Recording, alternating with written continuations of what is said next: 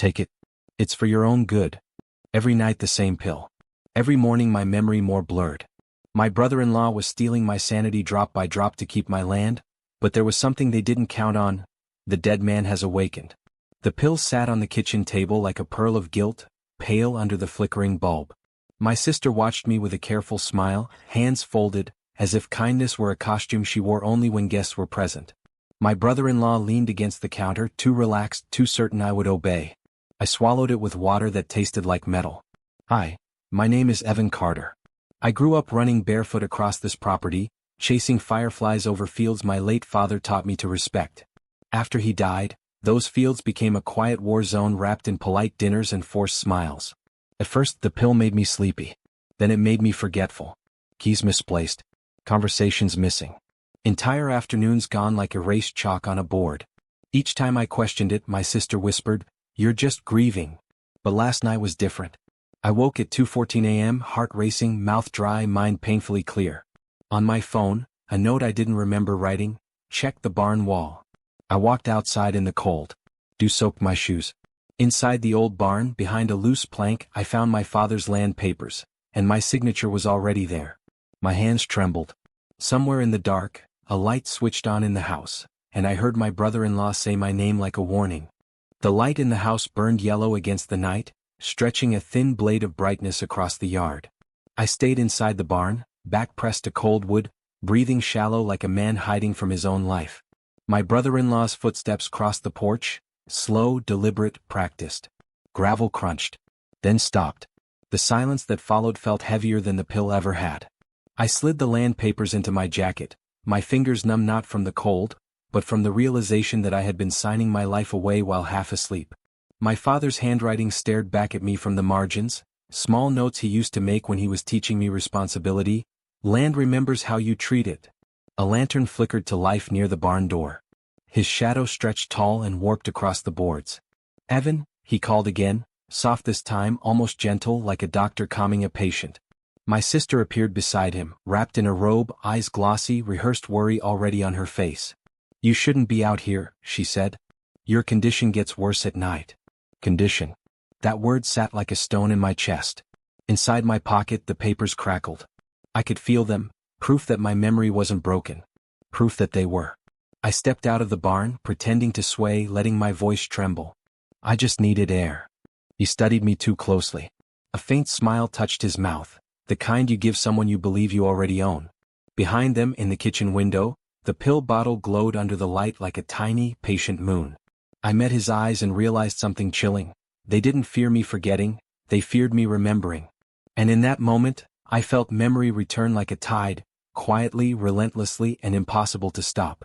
They guided me back inside like a fragile object that might crack if handled too honestly. The house smelled of lemon cleaner and something colder beneath it, a medicinal sharpness that clung to the air. On the kitchen counter, the pill bottle stood exactly where it always did, perfectly aligned with the sugar jar, as if order itself were part of their control. My sister poured me water without looking at me. My brother-in-law opened the bottle with a soft click that sounded far too familiar. I pretended to swallow. Instead, I slipped the pill beneath my tongue, letting it rest there like a small lie. The water washed down nothing, but they both nodded, satisfied. We sat at the table in silence. The clock ticked so loudly it felt accusatory.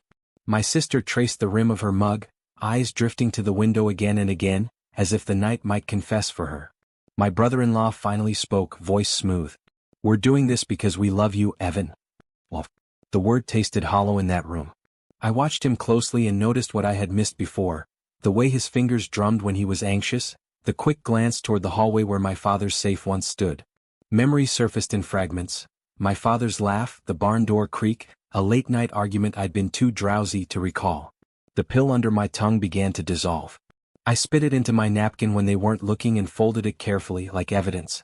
As they talked about treatment plans and stability, a single truth became clear in my mind, sharp, bright, undeniable.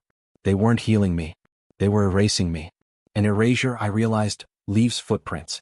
That morning, sunlight came in thin and dishonest, bright enough to look hopeful but too pale to feel real. I woke before them and stayed perfectly still, listening to the house breathe. The floorboards creaked toward the kitchen. I slipped out of bed, careful not to disturb the empty glass beside me, a prop in their nightly performance. In the hallway, I heard my sister's muffled voice on the phone. She spoke in fragments, rushed and tight. No, not yet. He's calmer. Yes, the papers. Papers. The word cut clean. In my father's study, dust hung in golden threads above his old desk. I opened the drawer they thought I never touched. Inside lay his worn ledger, not money but memory, names of tenants, boundaries of fields, notes about seasons and soil. Between the pages I found something new, a fresh entry in handwriting that was not mine. My signature again. Slanted, careful, counterfeit. My hands trembled but my mind stayed clear. On the wall my father's portrait watched me. His eyes were steady, patient, rooted in the land behind him. I felt less like a son and more like a witness waking up too late. I returned to the kitchen just as my brother-in-law set a fresh pill on the table. Smaller today. Whiter. Almost delicate. He smiled. Routine keeps you safe. I sat down, placed my palm flat beside the pill, and for the first time I didn't feel weak. Outside, a tractor passed along the fence line, its engine humming like a distant heartbeat that still belonged to me. I lifted the glass of water, and in its trembling surface I saw a man who was no longer disappearing. The dead man was learning how to stay awake. That afternoon, the house felt different, quieter, as if it knew something was shifting beneath its roof. My sister asked me to rest in the living room while she handled calls. I agreed too easily, sinking into my father's old armchair that still carried the shape of him. Dust drifted in sunlight above the coffee table where family photos lay neatly arranged. Birthdays, harvests, smiles that now looked staged. When their footsteps moved upstairs, I stood and crossed to the hallway. The door to my father's study was ajar. Inside, my brother-in-law sat at the desk, back to me, scrolling through his laptop. On the screen glowed scanned contracts, highlighted lines, and, unmistakably, my forged signature again, copied and pasted like a stamp. I didn't speak. I stepped back, letting the floorboard creak on purpose. He turned too quickly. "Evan," he said, masking irritation with concern. "You should be resting." I watched his eyes, not my sister's soft rehearsed worry but something sharper, calculation. I pretended confusion, rubbing my temple. "I forgot, what day is it?" His relief was almost visible. Upstairs, a drawer slammed. My sister's voice floated down, tight and brittle. "Everything's fine." I walked back to the living room, heart steady now, not frantic. On the mantel sat my father's pocket watch, frozen at 2:14 a.m., the exact moment I had awakened in the barn. I picked it up. The glass was cracked, but the hands were trying to move again. In that small trembling tick, I understood something dangerous and quiet. They could drug my body, but they could not sedate time. And time, like the land, always remembers who it belongs to. That evening, rain began without warning, soft at first, then insistent, drumming against the roof like a hand knocking on a door I could no longer ignore. My sister set the dinner table with surgical precision. 3 plates, 3 glasses, 3 napkins folded the same way she had folded my life for months. The pill waited beside my plate, smaller now, almost shy, as if it knew I was watching it. Steam rose from the soup, smelling faintly of thyme and something bitter underneath. My brother-in-law spoke lightly about weather, about crops, about stress doing strange things to memory. I listened to the spaces between his words. Halfway through the meal, the lights flickered. The rain hit harder. Wind rattled the windows, and for a moment the house felt like it was holding its breath. I stood up too fast. My chair scraped the floor. Both of them froze. "I need air," I said, and this time my voice did not tremble. I stepped onto the porch. Cold rain soaked my shirt instantly. Across the field, the barn stood dark, its silhouette steady and stubborn. Beyond it, the land rolled out the way my father used to describe, patient, ancient, unswayed by human games. In my pocket, the land papers grew heavy again, alive with meaning I had been numb to before. Behind me, the door opened. My sister called my name, thinner now, almost afraid. I turned back slowly. On the table, the pill bottle had tipped over in the flicker of the storm, white beads scattered like fallen teeth across the wood. My brother-in-law stared at them, jaw tight. And in that wet, charged silence, I realized something that struck deeper than any betrayal. The storm wasn't coming for me. It was coming for the story they had built about me. The rain blurred the world into trembling silver lines, but my mind felt sharper than it ever had. We stood in the kitchen, surrounded by scattered pills that gleamed under the flickering light. My sister moved first, gathering them quickly, hands shaking, stacking them like nothing had broken. My brother-in-law leaned against the counter, arms crossed, his calm finally cracking at the edges. "You're overwhelmed?" he said too fast. This is why you need structure. I didn't look at him. Instead, I looked past them, to the hallway where my father's safe used to sit before it disappeared for repairs. A memory surfaced so suddenly it stole my breath. My father kneeling beside me years ago, tracing property lines in dirt with a stick, saying, "Never let anyone confuse care with control." I stepped forward. My sister blocked my path without thinking. "Evan, stop." I stopped, but not because she told me to. I pulled the folded napkin from my pocket and placed the hidden pill on the table between us. It looked small, helpless, exposed. Her face went pale. My brother-in-law straightened slowly. "You're misunderstanding." A knock sounded at the front door. Heavy. Official. Unmistakable. The room stilled. Even the rain seemed to listen. Through the glass, I saw a dark silhouette and the faint shine of a badge. My sister's breath hitched. My brother-in-law's mask slipped completely. I met his eyes for the first time without fear. The dead man was no longer hiding, he was standing.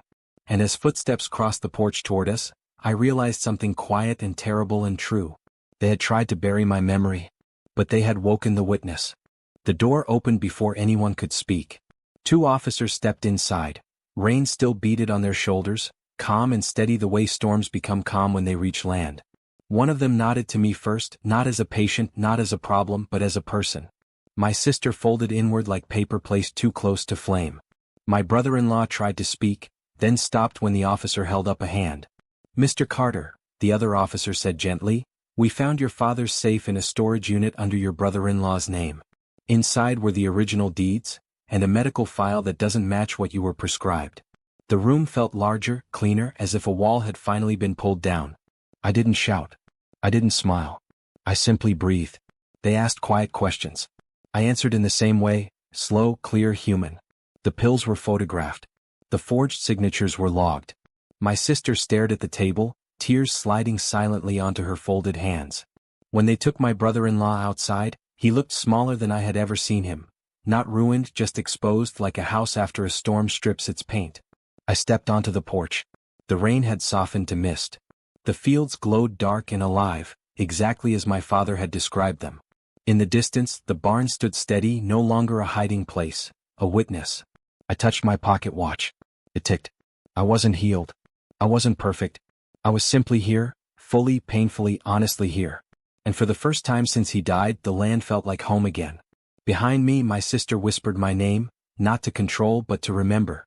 I looked out across the fields and realized the real justice had already arrived. I was still standing, still mine, still alive in my own story.